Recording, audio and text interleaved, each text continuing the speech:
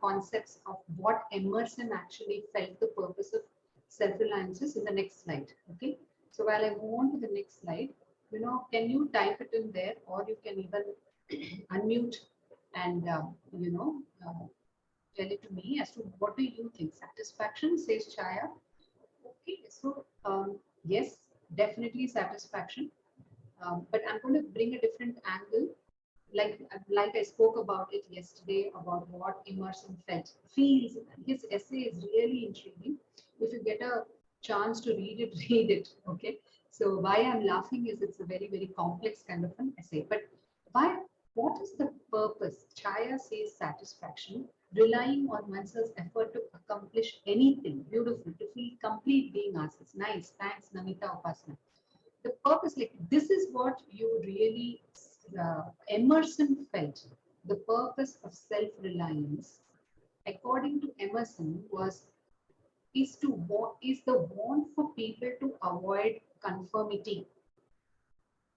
He believed that in order for a man to truly be a man, he was to follow his own conscience and do his own thing. Avoid conformity, follow his conscience and do his own thing, and essentially do what you believe is right instead of blindly following society. So that is why the definition came up saying to able to voice your opinion irrespective of social norms. There is a lot of emphasis given on non-conformity and to expression of voice, which is what we are many times not able to do it when we want to do it. Many times, so they see, so the purpose is want for people to avoid conformity. There is this every human. Tell me, anyone here, tell me, do you feel you want to go out of rules and bounds sometimes, if not always? Yes, Meera, thank you for switching your video on. So do you feel you want to go out of bounds? If not 100% of the time, a lot of times. Yes, no, maybe just at Y, N, or M. Yes, a lot. Yes, and follow conscience and do. Has it ever happened that you are one person against the entire crowd? Has it happened? You have a particular thought, you have a particular intention around yes a lot, says Upasana. So you believe that this is right, and there are 100 others believe that they are right. How would you feel? It may be totally non-conforming, but what would you do then? Is that being self-reliant? Suppose 1 versus 100, and still you believe what you're saying is right instead of following society. So if suppose the society says 100 things, are they right in what they're saying? Yes, no, maybe. Shikha Rastogi says yes. So the society says 100 things. Are they right in what they're saying? We cannot say that they are wrong, but the whole idea of self-reliance is whatever the society says, and we cannot say what they're saying is wrong, but what you say, what you believe is right instead of following society. If you believe that this is right, you follow that. Follow conscience and do her own thing. So which is not, I'm not, as I want to repeat here that I'm not saying that each one of you should become a rebel, but the new thinking, and I'll move into the why. Okay, see what is the essence of self-reliance is want for people to avoid. There is this want, inherent want, that why should I always follow rules? Okay, I think in a particular way, and I think it is right. And you also know that you're following conscience and you're doing your thing. Okay, by following the conscience inherently inside, if we are in touch with that inner force, and if you have attended the alter ego session, you know that inner force. If you're in touch with it, you're not. It's not that I'm not asking you to go out, and sort of be immoral, but the innate nature of human self is will automatically be very, very true to its nature. So the why is it important to be self-reliant? Now, having said this, Shikha says not necessarily, so you can explain further as to what you mean, or you can type it in there as to what you mean. If you're saying that not necessary, what do you exactly mean? It will be good to know. I'll just take around 5 minutes at the end of the session, ask on questions. Okay. So why is it important to be self-reliant? We just looked at what. Yesterday we looked at the definition. Okay. To voice our opinion irrespective of social norms. Today we are saying why, what is the purpose? Because there is an innate need of avoiding conformity and to be true to oneself. So why is it important to be self-reliant? Any ideas? Shikha, are you saying it's not important to be self-reliant? Is that what you're saying? May not always be. Okay. So here what we need to understand is if you're not identifying with the crowd and instead staying true to one's own path and inner law, suppose there is a path and you're very true to that path and inner law, and that's how you see these millionaires, billionaires, and people who make big impacts in life are very true to their inner law, whatever law that they feel. I'm not, again, don't take me wrong. I'm not trying to make you outlandish, or I'm not trying to say that, you have to be a rebel, but I'm saying every individual, has this inner law. Okay, so why? Now, the why of self-reliance is while getting help from others. See, um, you always are seeking help from others. Um, Not necessarily always, but one of the ways of like sort of feeling, fulfilling is fulfill is if you ask for help, okay, including friends and family. It can be an important part of your life and can be fulfilling. Yes, no, maybe. Suppose you're asking for help. Okay, you've asked help with your friends, you've asked help with your family, and they have given you help in the way that you want. That can be fulfilling. Yes, yes, no, maybe.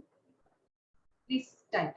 If yeah, please type yes, no, maybe. So if a person, so the point here is if a person was independent and could solve his or her own problems and be able to fulfill those needs and desires for themselves, they would be self-reliant. But the problem exists when none of it actually occurs the way help you receive is not what you hoped for. And that is one of the main reasons why Emerson is pushing for self-reliance, that you need to know to be able to do things by yourself. Because suppose you ask for help with your friends and family and you don't receive help in the way that you hope it for it to happen, and then there becomes an issue. Okay, there's more anxiety. Oh, I asked this and they did not give me. Then you need to be able to do the second point here. That is, be independent, could solve your own problems, and be able to fulfill those needs and desires for themselves. Then you become a stronger member of the society. How do you become a stronger member of the society? Okay, so that's what we are trying to. That's the why. One of the whys is you looking for help. And if you get help, it's okay. If you don't get help and if you don't receive help in the way that you need it or the way you desire it, then you need to push yourself and do things by your own, with your own will, isn't it? Be independent and should be able to solve, your own problems, right? So that's when you will be considered as a strong member of the society. Because do you remember what is a thriving? The society which is very thriving is the one who are true to themselves and may not be conforming of the rules and regulations all the time, but are very true to themselves. Okay, so when having said this, here are the 4 elements of self-reliance, main elements. This is what is the 4 main elements of self-reliance: non-conformity, free thought, confidence, and importance of nature. This is what Emerson brought in, and it's not like so rocket science. You can definitely understand this when it is having said this, right? So elements of self-reliance are these 4. Okay, and I've spoken enough about how there is this innate need of wanting to be non-conforming, be true to self, and be individual, do things by yourself so that you don't become this, right? So that you become a stronger member of the society. Okay. So there is a lot of emphasis on how you're part of the society, but still you're true to your nature. You are non-conforming, which is something, and you're free of thought. What do you mean by that? That's what we will get into. Okay. Any questions so far? Is it too much? Is it like, is it it's something that uh, is going off as a bouncer, or can you understand what is it that I'm trying to? And please switch your videos on. It'll be great to switch your videos on. All of you have switched your video for. Thank you, Meera, so much for putting the video on there. Okay. So can you Give some examples. anyone who wants to mute, and anyway, I'll ask you at the end. I'll give you 5 minutes to for the questions. We have 10 more minutes left. Okay. I want to take it for 30 minutes and that's it. So that it doesn't get too long, because every day we're going to meet for 30 minutes. Yeah. So for non-conformity, there are certain things. As I was telling, one person, and there's a crowd. You are there. Okay. You are non-conforming, and there is a whole crowd against you. Then there is every possibility that you are viewed as someone who is not following what the world is saying. You are not accepting the world views and values. You are here, the world is here. And then they say this person is non-conforming because you're not following the ways of the world. Okay. And what Emerson says is one of the reasons many move away from being self-reliant, true to their nature, is because they are seen as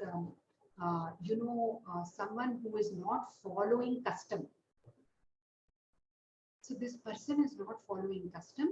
So you are away from the world's views, accepted values. So that's why quickly it is easier to follow custom, okay, and tradition, because of an innate need to appear consistent in the eyes of others. The society is there against you, not really against, but you have a thought, and there is a crowd which is following certain thing, and because they are following that, and you are not following it, what happens is you appear sort of innate need to appear consistent in the eyes of others. If that need is not there, then you will, whatever thought that you have, you will be able to express it, and that's what we're getting to. Do you get what I'm saying? So it's not really required that you have to follow and become a part of the crowd. So the crowd is against you. So is it wrong? Yes, no, maybe. Is it wrong to be against the crowd? Yes, no, maybe. You have your own thought, which is right. You believe, and it's true to your nature. So this is where we are saying the fear of people who are not following customs and traditions. The fear is that these are people who actually are creators. Who are the creators? Are the ones who do not necessarily follow custom and traditions. They will create and build something new. Okay? And what is always there in our mind is we need to appear consistent in the eyes of others. We are 1 against 100. Oh, okay, so now I need to follow norms. So to stay true to your inner law, you have something inside to stay true to that. We remain faithful. And this is very important. This point is very important. Tell me, how many of you, over a period of time, when you were 16-year-old, when I don't know what each one of your age is, you can type it quickly. I'm 49. Recently, 30th of January, I hit 49. Okay.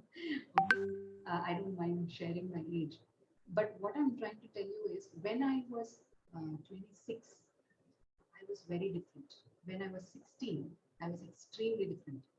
And when I was 30, I was very different. When I was 40, I was very different.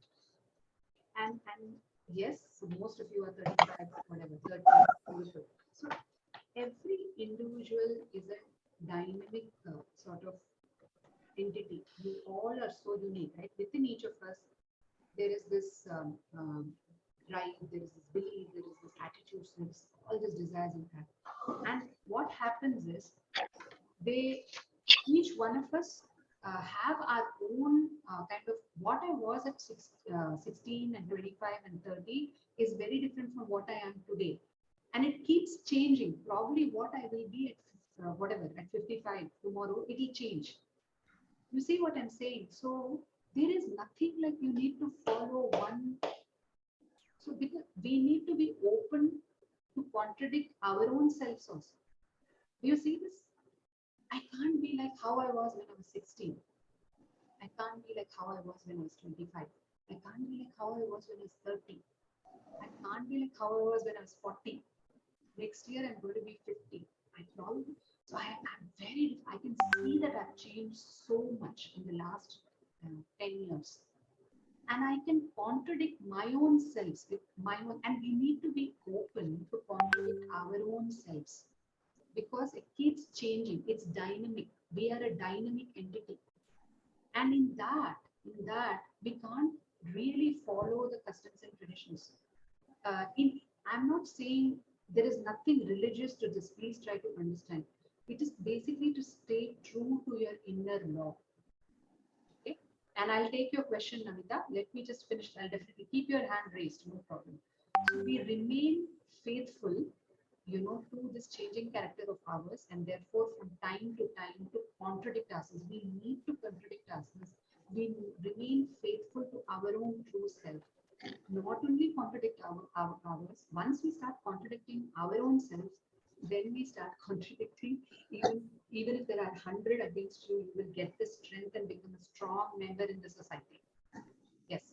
Okay. So I can see hands are raising. So on this, on this non-conformity, that is the first element. Can I finish the elements and then I'll take the questions? Okay, quickly. The next element is free thought. Now, what do you mean by free thought? See, protesting is a great example of free thought. I protest, but you look at a protest as something that is not socially acceptable, right? Because they express their opinions publicly.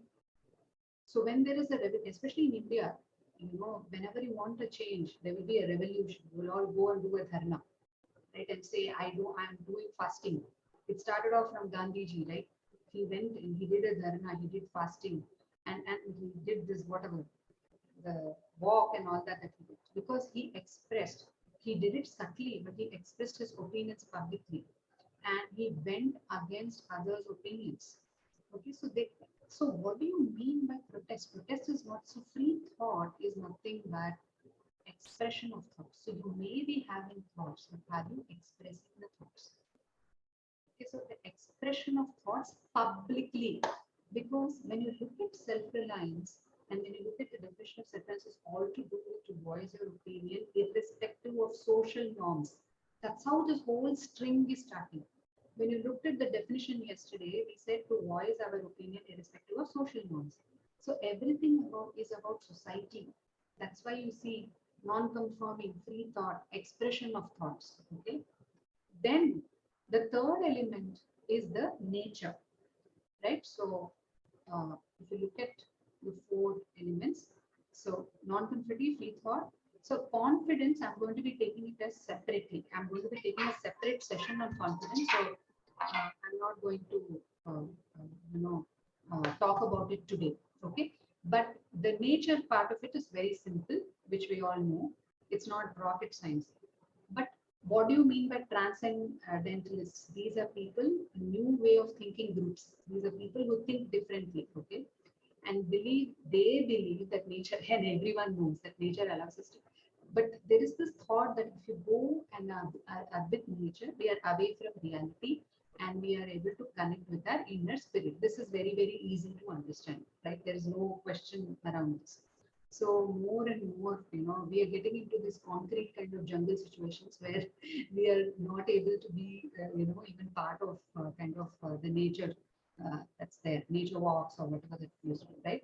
So to connect with your inner spirit. So the reason, because then you can be true to your nature, true to your inner law. Okay, so non there are three things I have spoken about. One is non-conformist. These are individuals who crave out their own view of reality and arrive at their own idea of what it means to be a human, of what is good, of what is beautiful, and what is true. And it may be very different from the 100 others who are standing opposite to you. And therefore, you may be the odd woman out, not the odd man out, but you are true to your nature. So, so there are four elements. I have discussed about three elements of self-reliance today.